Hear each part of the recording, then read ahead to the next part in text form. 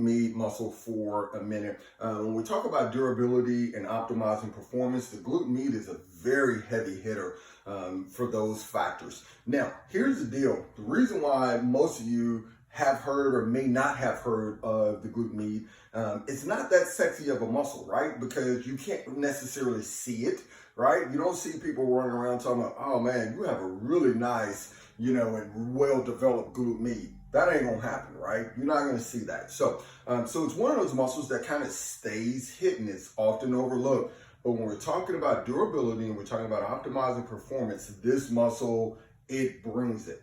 All right, so let's kind of go through some of the factors that are the features that it brings. So when we look at running, we understand that running is this transfer of force, or this load to unload of force.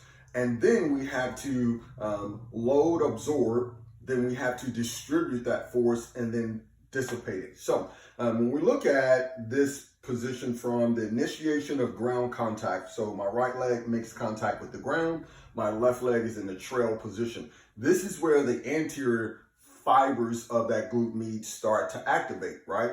And it's controlling this motion here, right?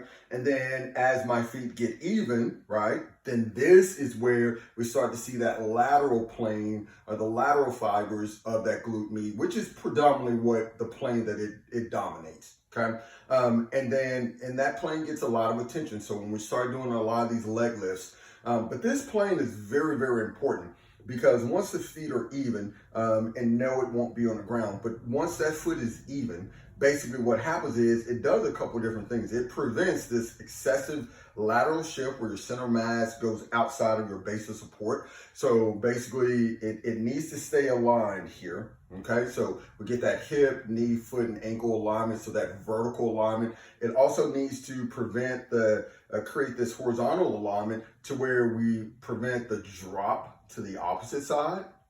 And then it also prevents an excessive lift or tilt upward on this opposite side. So we want it to stay level. And then when your foot has finally made that transition from posterior to anterior in front of the hips, this pelvis rotation, that's that posterior glute med that actually controls that. And so this is a huge mechanism, and it should get more attention.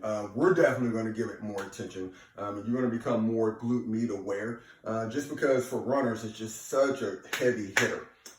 So one of the simple things that I like for this load to unload mechanism is just grabbing a dumbbell.